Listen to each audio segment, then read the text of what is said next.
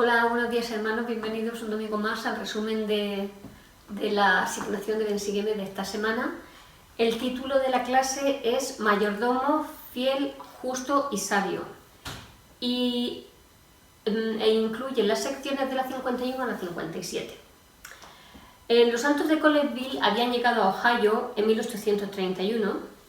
El obispo de esa rama, de ese barrio, era el obispo Edward Partridge, y era el responsable de hacer los arreglos para establecerse los santos allí en Ohio. A fin de ayudar al obispo, el Señor dio al profeta la revelación que se encuentra en la sección 51.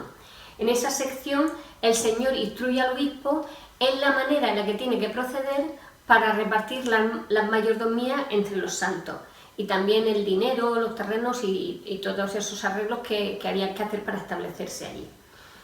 En la sección 42 ya vimos algo sobre la ley de consagración, los elementos más básicos, pero habían surgido entre los miembros que estaban viviendo esa ley, que se llamaba la Orden Unida, estaban surgiendo algunos problemas, ¿no? Por cuestión de egoísmo, de avaricia, porque si yo he dado más que tú y a ti te han dado más que a mí, y cosas por el estilo, ¿no? Entonces estaban surgiendo algunas dificultades que necesitaban que el Señor diera información adicional.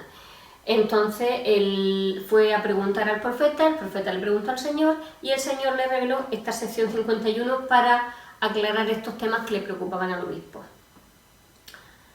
Vamos a hablar sobre esa ley, sobre la ley de consagración. Vamos a leer los versículos en la sección de 51 del 3 al 5 y leemos del 3 al 5. Por tanto, señalen Edward Partridge y aquellos a quienes él ha escogido, con los cuales estoy bien complacido, su porción a este pueblo, a cada hombre igual, según su familia, conforme a sus circunstancias, carencias y necesidades. Y al señalarle a algún hombre su porción, mi siervo Edward Partridge les pedirá una escritura que le asegurará su porción para que la retengan. Sí, este derecho y heredad en la Iglesia, hasta que transgrediere y la voz de la Iglesia, de acuerdo con las leyes y convenios de ésta, lo considerare indigno de pertenecer a ella.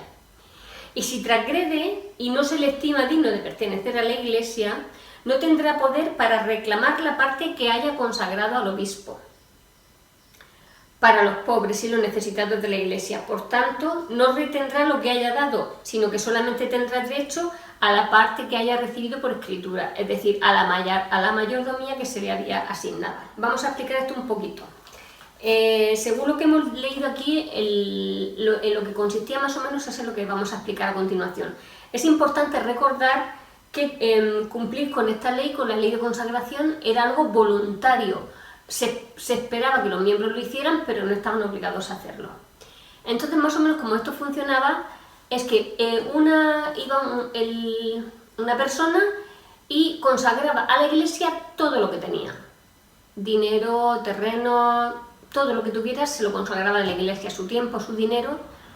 Entonces, la Iglesia recibía todo esto que esta persona le estaba poniendo, le estaba consagrando, y a su vez el obispo estudiaba las necesidades de esa persona y según los que fueran de familia y las circunstancias de cada uno, pues se le asignaba una mayordomía. Un ejemplo, pues imaginaos que llega una persona que tiene muchísimo terreno, que tiene 8 vacas, que tiene 20 gallinas y son de familia el padre, la madre y los 2 hijos. Pues entonces, cada miembro, dijéramos que ellos voluntariamente elegían qué querían consagrar. Se esperaba que lo consagraran todo, pero a lo mejor este mismo podía decir, bueno, pues yo de mi terreno consagro la mitad, de mi gallina doy 5, lo que cada uno quisiera, pero se esperaba que fuera todo, ¿no? Entonces se consagra todo a la Iglesia, o lo que cada uno quiera consagrar, el obispo estudia sus necesidades con esta persona, que es la que le va indicando también qué es lo que necesita, y imagínate que le dicen, bueno, tú me lo has dado todo, y yo ahora, según tu familia, pues te voy a dar tanto terreno, que es lo que tú necesitas para mantener a tu familia, te vas a quedar con 3 vacas, que lo necesitas para mantener a tu familia, y te vas a quedar con 5 gallinas. Y el resto, pues para consagrarlo para los pobres y para los necesitados y para los que no tuvieran nada. Entonces, de la parte de los terrenos y de las propiedades que la Iglesia le había asignado a esa persona como mayordomía, recibían una escritura. Si esas personas luego con el tiempo se volvían indignas y ya no querían pertenecer a la Orden Unida y se querían ir de la Iglesia o de la Orden Unida, solamente tenían derecho a mantener lo que tenían en escritura, que era lo que se le había dado como mayordomía, pero el resto no tenía derecho a reclamarlo. Ese resto quedaba bueno, no en propiedad de la Iglesia, sino para ayudar a los pobres y necesitados. Con esto lo que se evitaban también serían muchos temas legales, porque si ahí no hay escritura ni hay documentos por medio, pues luego uno podía reclamar más cosas de las que le correspondía o cosas a las que ya no tuviera derecho, ¿no? Entonces, pues así muy básicamente es como funcionaba este tema, ¿no? Entonces, si se volvían indignos y no querían pertenecer, pues salían de la Iglesia, pero solamente tenían derecho a la parte que les había correspondido como mayordomía. En el versículo 3 habla de igualdad, de que todos los hombres recibían igual, ¿vale? Ese igual, como hemos visto, no es exactamente igual, porque no es lo mismo, sí es proporcional en ese sentido, ¿no? Cada uno igual que a todos, el obispo establecía veía con la familia cuáles eran sus necesidades, pero claro, las necesidades de una familia, que son el padre, la madre y 2 hijos, no son las necesidades de lo que necesita una familia que tiene el padre, la madre y 7 hijos. Entonces lo que necesitan evidentemente no es igual. El obispo sí los trataba con la misma dignidad, con el mismo cariño, con el mismo esmero, estudiaba igual sus necesidades, pero cada uno recibía, como indicaba en el versículo anterior, según sus necesidades y según sus carencias, ¿vale? Porque si alguno a lo mejor no había donado todo lo que tenía y no carecía de nada porque se había quedado con más cosas, pues también le corresponderían menos a la hora de darle, ¿no? Entonces eso de que eran iguales ante el obispo porque él los trataba exactamente igual y medía sus necesidades de la misma manera, pero obviamente no sería justo que recibiera lo mismo una persona que son una familia pequeña que una familia grande. Como comentaba antes, lo que sí era igual era la consideración y la atención que le daba el obispo a todos. A todos los trataba con amor y hacían, dijéramos, como el presupuesto juntos de lo que tenían que hacer. En el versículo 4 dice que los santos, lo que se esperaba de los santos es que actuaran con honradez. Eran las personas que iban a establecer Sion. Entonces lo que se esperaba de las personas que iban a establecer Sion es que actuaran con honradez. El Señor, además de esto, mandó que el obispo estableciera un almacén donde se pudiera almacenar y conservar los excedentes de lo que habían consagrado las personas, ¿vale? En la ley de consagración. Esto iba un poquito más allá. Imaginaos que yo soy una familia y a mí me ha correspondido pues un buen trozo de terreno, 3 gallinas y 2 vacas. Imaginaos que estas gallinas pues, con el tiempo empollan sus huevos y me dan más gallinas. Entonces yo ese excedente, porque a mí para mis necesidades familiares lo que necesito son 3 gallinas, ese excedente va para el almacén del obispo, para ayudar a los pobres y a los necesitados. Si yo en mi terreno cojo la cosecha y resulta que tengo más de lo que necesito para mi familia, pues también se espera que eso se lleve al almacén del obispo para que con esos excedentes se ayude al pobre y se ayude al necesitado. Entonces, el Señor, cuando mandó a los miembros de la Iglesia a establecerse en Ohio, ya les dijo que no era un lugar para estar para siempre, que iba a ser por un tiempo determinado, un corto periodo de tiempo, pero que debían de actuar como si fueran a permanecer allí para toda la vida. El Señor lo indicó así: y no les he señalado la hora ni el día, por tanto, establezcase en esta tierra como si fueran a vivir en ella muchos años, y abundarán en provecho de ellos. Y yo cuando leí esto me pregunté, ¿por qué el Señor aconsejó que se establecieran allí como si fueran a estar muchos años, si Él ya sabía que no iban a estar mucho tiempo? Pues el J. Reuben Clark enseñó: las personas que ocupan una casa por un corto periodo de tiempo, sabiendo que se van a mudar pronto, tienen la tendencia de ser negligentes en la asistencia a la iglesia y en la atención de sus responsabilidades de miembro, y se justifican diciendo: no importa, voy a estar, no voy a estar aquí mucho tiempo, no importa, no me manden a mis maestros orientadores o a mis maestros ministrantes, no importa, no me den ningún llamamiento, si voy a estar aquí muy poco tiempo. Ay, pues si hoy no tengo muchas ganas de ir a la capilla, de todas formas da igual, si es que total voy a estar un mes aquí en esta casa, ¿no? Entonces, por lo visto, esa, según decía él, era la tendencia de muchas personas cuando están en un sitio por un corto tiempo, ¿no? Que se excusan con eso de que va a ser por poco tiempo. Entonces, el Señor lo que quería es que los santos vivieran allí como si fueran a quedarse toda la vida, que asistieran a sus reuniones, que predicaran el Evangelio, que se asociaran con los vecinos, se relacionaran con ellos y les predicaran el Evangelio, ¿no? Entonces, por eso no les dijo hasta cuánto tiempo vais a estar, pero portaros como si fueseis a estar ahí toda la vida, ¿no? Y según el Elder, era por esto, ¿no? Luego en el versículo 19, es muy interesante, creo que es uno de los versículos claves de esta asignación. En el versículo 19 dice: y el que fuere hallado mayordomo fiel, justo y sabio, entrará en el gozo de su Señor y heredará la vida eterna. El que fuere hallado mayordomo fiel, justo y sabio. Porque todos tenían su mayordomía, ¿no? Entonces tenemos que tener en cuenta lo que es un mayordomo. Un mayordomo es el que vela por los asuntos o la propiedad de otra persona. Nosotros somos mayordomos de Dios, porque todo lo que existe, todo lo que hay, todo lo que tenemos viene de Él. De lo que nosotros disfrutamos, lo que nosotros tenemos como mayordomía, es porque Él nos lo ha prestado y nosotros tenemos que velar por los asuntos de la propiedad de Él. ¿Y yo qué mayordomía tengo? ¿Qué mayordomía tenemos? Podemos preguntarnos, ¿no? Pues yo tengo la mayordomía de mi mente, mi cuerpo, me lo ha dado Dios, pero yo tengo que cuidarlo. Yo tengo que cuidar también mi mente, qué clases de pensamientos entran en mi cabeza, cómo trato mi cuerpo, cómo lo cuido, si soy responsable con él o no. Yo tengo como mayordomía a mi familia, yo tengo que cuidar a mi familia y tengo que amar a mi familia y cuidarla como si fuera como lo que es mi tesoro más preciado.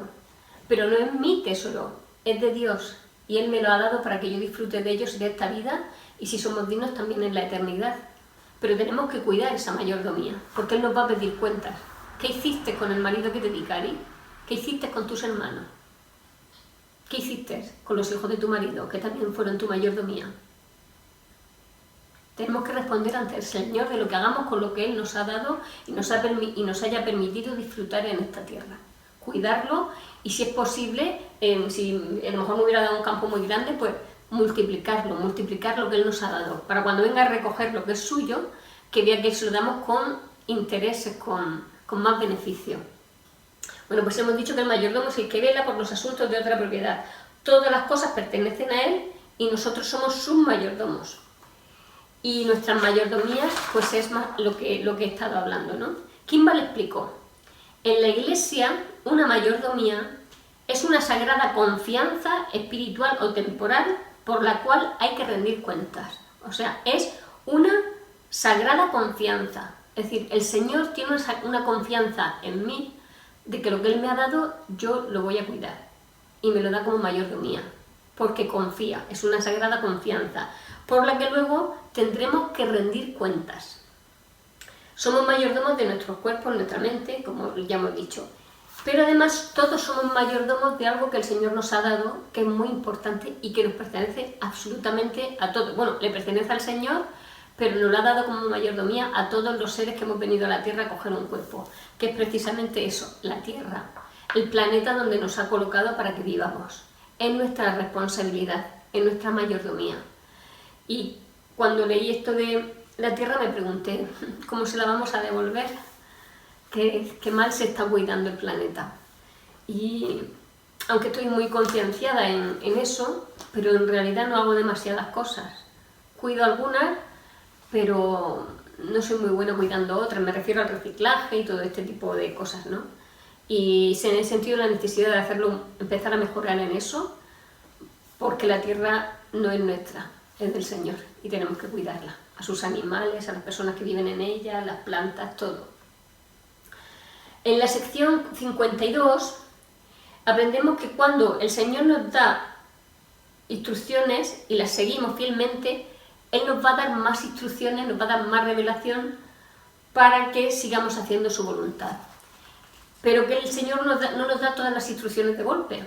Desde que nacemos hasta que nos morimos no sabemos lo que tenemos que hacer, pero Él nos va dando revelación y a medida que cumplimos con eso, nos va dando más revelación. Y cuando cumplimos con eso, pues nos da más revelación. Y nos va dando poco a poco lo que necesitamos para nuestro progreso.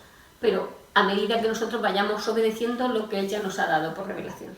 En la conferencia de 6 de junio de 1831, efectuada en Ohio, se indica que la siguiente conferencia sería ya en Missouri. Y el Señor manda al profeta y a otros élderes que viajen a Missouri y prediquen el Evangelio por el camino. En la sección 52, esto de predicar el Evangelio por el camino, lo vamos a ver un montón de veces. Porque se dio llamamiento a muchos misioneros para que salieran a predicar. Y dice, vayan de 2 en 2 y así prediquen por el camino, dice en el versículo 10. Y dice en el versículo 23, prediquen también la palabra por el camino. En el 25, prediquen por el camino. En el 26, y salgan para la misma tierra mis siervos tal, predicando por el camino. En el 27, Salomón Hancock y Simeon Carter, predicando por el camino. Y luego más adelante siguen otros versículos que salgan los misioneros de 2 en 2, predicando por el camino. Tened en cuenta que iban de Ohio a Missouri, 1500 kilómetros más o menos. Entonces, claro, ellos no van a esperarse a predicar cuando llegaran a Missouri. ¿Qué hacen mientras? Pues aprovechar el tiempo. Pues el Señor espera eso mismo de nosotros. El Señor espera que hagamos de compartir el Evangelio una rutina de nuestra vida. Si vamos al supermercado y estamos en la caja y, por ejemplo, pues viene una persona solamente con una barra de pan y nosotros llevamos un pedazo de carro, pues le decimos pase. Y eso es predicar por el camino, porque ayudar a otra persona, prestar servicio, que es el Evangelio puro. Si yo me encuentro con una vecina que se encuentra mal y me pongo a hablar con ella y ella se confía en mí y tiene un problema en el que yo le puedo ayudar, pues yo le ayudo, yo la escucho y estoy predicando por el camino. Y así con todas las cosas que os podáis imaginar. Predicar el Evangelio, compartir el Evangelio, ayudar al prójimo, que es el Evangelio, debe de ser una rutina en nuestra vida. Y que mientras vamos por el camino, haciendo otras cosas en el día a día, pues tenemos también muchas oportunidades de compartir con los demás lo que el Señor nos ha dado. El Señor les dice a los élderes y a nosotros que si seguimos fielmente sus indicaciones, Él nos irá dando más revelación y nos revelará lo que tenemos que hacer. Y en el versículo 40 de la sección 42 nos dice qué es un verdadero discípulo. Y recordad en todas las cosas a los pobres y a los necesitados, a los enfermos y a los afligidos, porque el que no hace estas cosas no es mi discípulo. Esto se lo dice a todos estos misioneros que salían a predicar y que tenían que predicar también por el camino, que recordaran siempre a los pobres y a los necesitados. Cuando dice recordar no se refiere a, ay sí, mira, lo estoy recordando, ¿cuántos pobres? No, se refiere a que actuemos, ¿no? y que ayudemos a estas personas.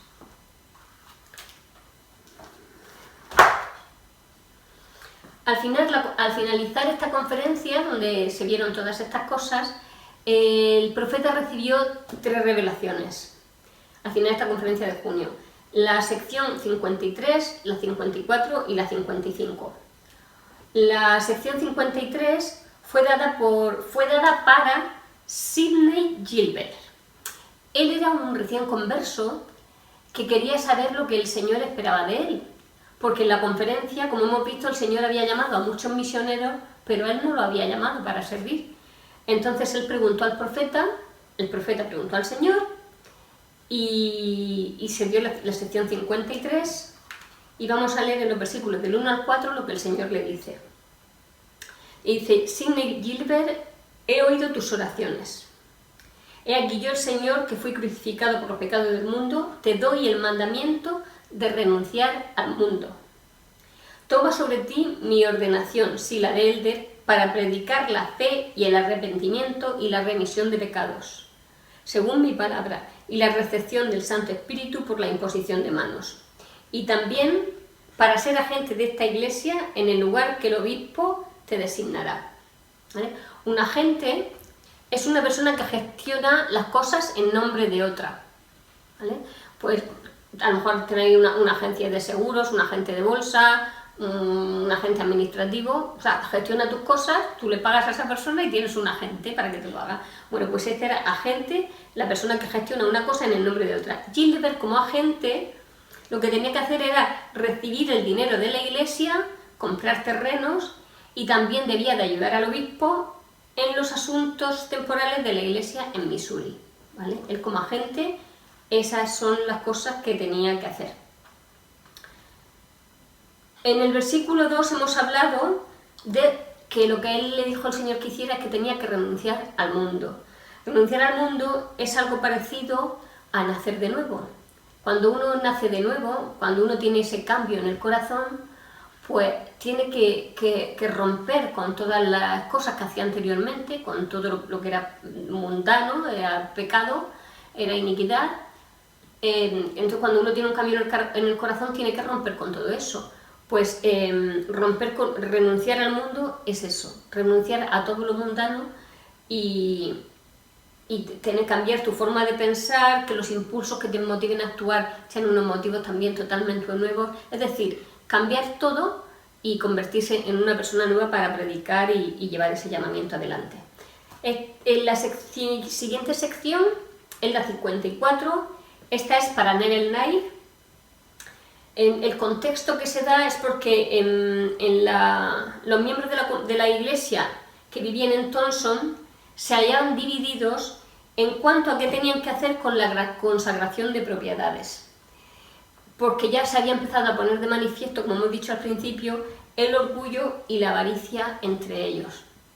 Al principio parecía todo muy bonito, pero luego conforme se va uniendo más gente, pues pasa eso, que eres un avaricioso, eres una persona orgullosa, que solo piensas en ti, no piensas en los demás, y porque yo tengo que dar tanto y este da menos y en cambio fíjate tú cómo recibe, lo de siempre, ¿no? Entonces estaban habiendo problemas sobre eso, sobre todo pasaron dos cosas que fueron fuertes, bueno, es una misma cosa pero provocada por dos personas. Lehman Copley y Erra Tyre habían, si os recordáis de secciones anteriores, habíamos visto que ellos tenían muchos terrenos y concretamente Lehman Copley había hecho un convenio con el Señor de que cedería esos terrenos para la gente que estaba viniendo de Nueva York hacia Ohio, que tuvieran donde asentarse. Esto estaba en Thompson. Entonces, pues ya se habían asentado ahí en ese terreno, lo habían arreglado para poder plantar, para que fuera más productivo, ya habían plantado para luego poder recoger cosechas. Y cuando ya tenían el terreno preparado, plantado, va Copley, Lehman Copley, que como cuando fueron a predicar a la secta a la que él pertenecía de los tembladores, no lo aceptaron, él poco a poco fue perdiendo su fe en la iglesia de Jesucristo y dejó de sentir deseo de vivir con los santos, y cuando todo eso cambió en él, pues dijo que no, que los terrenos, él había hecho convenio con el Señor, pero que no, que quería sus terrenos. Entonces echó a los santos de allí. Al echar de allí a los santos, ellos ya no tenían dónde vivir, no tenían dónde irse. Y Erra Tyre, pues había pasado lo mismo con él también había cedido unos terrenos y también los retiró. Entonces los miembros de la iglesia no tenían dónde vivir, y Neville Knight, que era el que en aquel momento estaba encargado de ayudar a organizar con el obispo todo aquello, y otros élderes acudieron al profeta para saber qué hacer. El profeta preguntó al Señor y recibió la revelación que se encuentra en la sección 54. Es decir, lo que ellos querían saber es qué hacer. Si ahora estábamos asentados en estos terrenos y Copley nos ha echado, y no solamente que nos ha echado, sino que encima tuvieron que pagar una cantidad de dinero, creo recordar $60, como supuesta indemnización por desperfectos que habían hecho. Ya ves, cuando lo que habían hecho ellos era arreglar el terreno y además ya plantar, tenían ya sus plantaciones hechas. Entonces, claro, no sabían dónde ir. Entonces el Señor en esta revelación, pues en la revelación 54 le dicen qué es lo que tienen que hacer. En la revelación se les manda a los miembros que dejen las tierras de Copley y que viajen hasta Missouri, donde tendrían que trabajar, ya que ellos no formaban parte de la Orden Unida en Missouri. Entonces, cuando llegaran, ellos tendrían que trabajar para poder vivir, no iban a recibir inmediatamente ninguna mayordomía. En ese viaje, pues como es obvio, ellos pasarían muchísimas pruebas, porque era un viaje largo y no se hacía con toda la comodidad, como se pueden hacer ahora los viajes. Entonces, el Señor les dice, como iban a pasar muchas calamidades, les dice cómo quería Él que enfrentaran sus pruebas, porque sabía que iban a tener muchas. Y eso lo podemos leer en el versículo 10 de la sección 54. Y dice el versículo 10: «Sed paciente en la tribulación hasta que yo venga. He aquí vengo pronto. Y mi galardón está conmigo, y los que temprano me han buscado hallarán reposo para sus almas, así sea. Amén». Sed paciente en las tribulaciones, y los que temprano me han buscado tendrán paz para su alma. Y la cuestión es, ¿cómo podemos buscar al Señor temprano?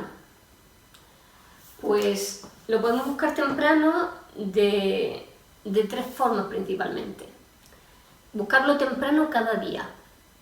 Cuando nos levantamos, lo primero que tenemos que hacer es buscar al Señor, orar al Señor, leer las Escrituras, y así podremos sentir su Espíritu. Es una forma de buscar al Señor. Podemos buscarlo al Señor temprano en nuestra vida, es decir, cuando somos jóvenes. Los jóvenes y los niños estáis ahora temprano buscando al Señor, y debéis de seguir así, buscando al Señor temprano, siendo jóvenes, para que crezcáis ya con la sabiduría del Espíritu del Señor con vosotros.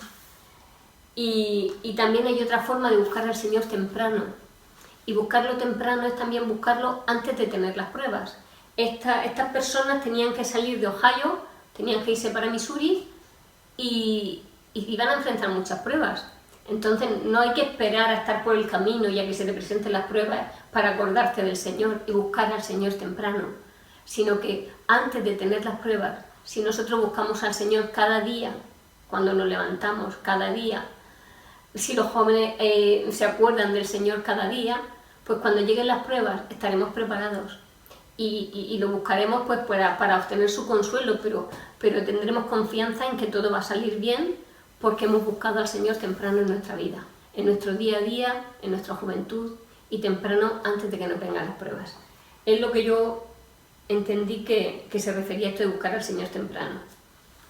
Y si eso lo hacemos, pues tendremos reposo para nuestra alma. Aunque en las pruebas y en las tribulaciones nos toque sufrir, por dentro nosotros tendremos paz, que será la paz que da el Espíritu. En la sección 55, forma parte de estas 3 que hemos dicho, 53, 54 y 55, esta es para William W. Phelps. William había conocido a Parley P. Pratt y le había comprado un libro de Mormón. Y después de leer el libro de Mormón, fue a Ohio para conocer al profeta. Cuando conoció al profeta, pues William le preguntó al profeta qué es lo que el Señor esperaba de él, de William. Y el Señor pues dio para él la revelación 55, en la que le dice a William W. Phelps que tiene que bautizarse, o sea, tiene primero que arrepentirse, que debería bautizarse y que debería de viajar con su familia a Missouri. Eso es lo que el Señor esperaba de él que hiciera. William él fue obediente al Señor, fue con su familia a Missouri. Allí él estableció la primera imprenta de la iglesia en Missouri. publicó también el primer diario de la Iglesia y además escribió muchos himnos, entre ellos el Espíritu de Dios, que se canta en las dedicaciones de los templos, y también entonad el Sagrado Son, entre otros.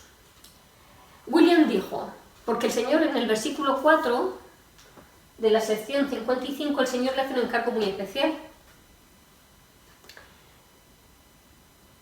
Y le dice, además, serás ordenado para ayudar a mi siervo Oliver Cowdery en la obra de imprimir, seleccionar y escribir libros para las escuelas de la Iglesia. Y dice el Señor, ¿para qué son esos libros? Dice, a fin de que también los niños pequeños reciban instrucción ante mí, lo cual me complace. Claro, todas estas familias que se estaban congregando allí tenían hijos, tenían niños pequeños, y ellos también tenían que recibir instrucción. Entonces se le encarga a él que haga libros también para instruir a los niños. Y en palabras de William W. Feld, él mismo dijo, estamos preparándonos para salir entre la gente donde podamos servir a Dios con rectitud. Y lo primero es enseñar a nuestros niños. Pues ellos son como el Israel antiguo. Son ellos los que llevarán sobre sí el reino y lo extenderán por el mundo. Nosotros enseñamos a nuestros hijos en las sendas de la rectitud y queremos que esa enseñanza sea recogida en un libro. Y es así, los niños y la juventud son el futuro de la Iglesia. Ellos serán nuestros futuros líderes y tienen que estar preparados y tienen que tener una buena base. Y por eso el Señor en los albores de la Iglesia, porque llevaba muy poco tiempo la Iglesia, pero ya estaba pidiendo, inspirando para que se hicieran libros para poder instruir también a los niños. A mí me pareció una preciosidad. Y vamos a continuar en la sección 56, que esta se dio para Errat Taire, el que hemos dicho que también se arrepintió de haber donado los terrenos. En 1831 se llamó a Errat Taire y a Thomas Bimar a salir a la misión. Era uno de estos que tenía que salir a la misión y predicar por el camino. Pero él, Taire, no estaba preparado para salir a predicar. Me recordó cuando leí este versículo de que no estaba preparado en la conferencia de Estaca que tuvimos la semana pasada, cómo el presidente Estaca nos contó la experiencia de un amigo suyo que no estaba preparado para hacer algo importante. Cuando no estamos preparados nos perdemos muchas cosas. En este caso, Errat Taire, por no estar preparado para salir a la misión, no recibió las bendiciones que podía haber recibido si hubiera salido en ese momento a la misión, ni las bendiciones que hubieran podido recibir las personas que le enseñaran en aquel momento, ¿no? Pero no estaba preparado y entonces esta oportunidad tan maravillosa le fue quitada. El Señor revocó ese llamamiento misional y lo que le dijo a él en esta sección específicamente para él, en el versículo 8, le dijo: y además os digo que es preciso que mi siervo Errat Taire se arrepienta de su orgullo y egoísmo y obedezca al mandamiento anterior que le di respecto al lugar donde iré. Entonces le dice que su siervo tiene que arrepentirse de su orgullo y su egoísmo. El egoísmo es un amor y una atención y una dedicación exagerada hacia uno mismo. ¿Y cómo se puede vencer el egoísmo? ¿Cómo puede uno dejar de sentir ese amor por sí mismo y empezar a librarse de eso que le está impidiendo progresar? Pues la mejor manera de dejar de ser una persona egoísta se hace sirviendo. Cuando uno se sirve a los demás y está preocupado por el bienestar de los demás, se olvida un poco de sí mismo. Cuando uno predica el Evangelio, cuando uno ayuda al pobre y al necesitado, está olvidándose de sí mismo y está preocupándose por las demás personas. Entonces la forma en la que él tenía que arrepentirse, pues era eso, empezando a servir y contribuyendo también al cuidado de los pobres. ¿vale? Entonces, cuando uno es desprendido en estas cosas, tanto con dinero como con talento, como con tiempo, pues el egoísmo se va perdiendo y uno se centra más en los demás, ¿no? ¿No os ha pasado que a lo mejor os encontráis mal, que os duele la cabeza, o os encontráis mal y empezáis a hacer algo por alguien que porque te lo piden, mira, y se te olvida que te dolía la cabeza y empiezas a disfrutar de esa otra cosa? Es sanador. El prestar servicio y el preocuparse por los demás sana los dolores físicos y sana el alma, ¿no? Sana sobre todo el alma egoísta. Errázuriz fue obediente a este llamado de arrepentirse y 7 meses después salió como misionero.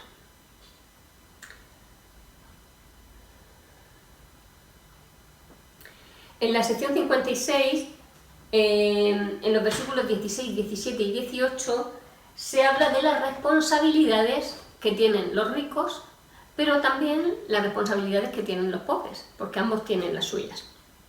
Y dice así: «Ay de vosotros, hombres ricos, que no queréis dar de vuestros bienes a los pobres, porque vuestras riquezas corromperán vuestras almas, y esta será vuestra lamentación en el día de la visitación del juicio y de indignación». Esta será vuestra lamentación. La siega ha pasado, el verano ha terminado, y mi alma no se ha salvado.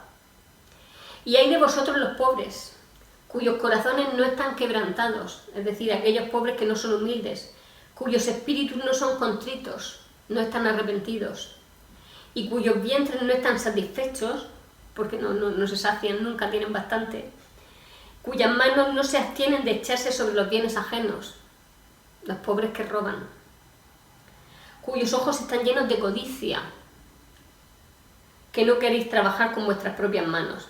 Ay de vosotros los pobres que seáis así. Y dice en el 18: «Pero benditos los pobres que son puros de corazón, cuyos corazones están quebrantados y cuyos espíritus son contritos, porque verán el reino de Dios, que viene con poder y gran gloria para librarlos, porque la grosura de la tierra será suya».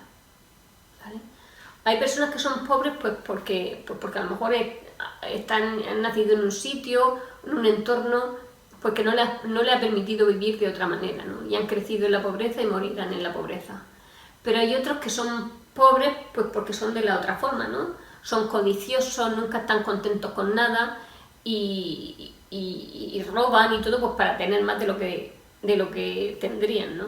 Entonces, pues el Señor habla de eso. Y también de los ricos que no quieren dar de sus riquezas, que no quieren compartirlo con los demás, que son orgullosos, que son egoístas. Para ellos también hay una ay de vosotros, dice el Señor. Y bueno, para finalizar vamos a comentar un poquito por encima la sección 57. Yo os recomiendo que si no habéis leído las asignaciones que las leáis, porque lo estoy tocando muy por encima, porque eran 7 capítulos los que entraban hoy en la clase. Normalmente son 2, 3, pero hoy son 7. Entonces, para no ocupar mucho tiempo, por eso voy también como una locomotora. Entonces, en la sección 57, el Señor señala a Independence, Missouri, como el lugar central de Sion. Ya da el lugar, ya dice en qué sitio se va a establecer Sion, que es lo que los miembros anhelaban, saber dónde se iba a hacer eso. Los santos debían empezar a comprar terrenos por aquella zona y guardar los mandamientos para estar preparados, ¿vale? Porque querían construir Sion, no era ninguna cosa cualquiera. Sion es el pueblo de Dios, Sion son los puros de corazón. Entonces, para edificar eso no se podía hacer de cualquier forma, ¿no? Había que hacerlo de acuerdo con las leyes del reino celestial, es decir, de acuerdo con leyes de rectitud, que tenían que hacerlo con los principios de la ley celestial, principios de rectitud como la ley de consagración, construir un templo, buscar el bienestar del prójimo, ser obediente, prepararse y ser puros de corazón. Claro, los miembros estaban ansiosos, llevaban mucho tiempo deseando saber cuál sería el lugar donde se construiría la Nueva Jerusalén, y por fin ya sabían dónde se iba a construir, que iba a ser en Missouri. Entonces ahora os quiero relatar una experiencia de la hermana Pauline Naig. Dice, era madre de Nell Knight y miembro de la rama de Colesville. Arriesgó la vida para hacer el viaje a Sion. Su salud había declinado, pero tenía tal ansiedad por ver la tierra prometida que se negó a quedarse en Ohio. Su hijo escribió sobre la madre. Su único deseo, el mayor de todos, era pisar la tierra de Sion y que la sepultaran en esa tierra. Después comentó que el Señor le concedió el deseo de su corazón y vivió lo suficiente para pisar esa tierra, pero murió a las 2 semanas de llegar a Sion. Y fue la primera persona en ser enterrada en Missouri. Ojalá que nosotros nos sintamos siempre así, ansiosos de estar en Sion, ansiosos de ser un pueblo unido y ansiosos de ser un pueblo que sirve y que espera al Señor. Y que lo hagamos con este espíritu y esta ansiedad buena de decir, quiero eso antes que cualquier otra cosa, ¿no? Y estar dispuestos a morir en el intento como le pasó a ella. Se murió porque ya estaba enferma cuando salió, pero quería morir en Sion. Hermano, yo sé que estas cosas son verdad y que si leemos las Escrituras, si cada semana leemos la asignación que nos toca, encontraremos tesoros. De nosotros depende. En el nombre de Jesucristo, amén.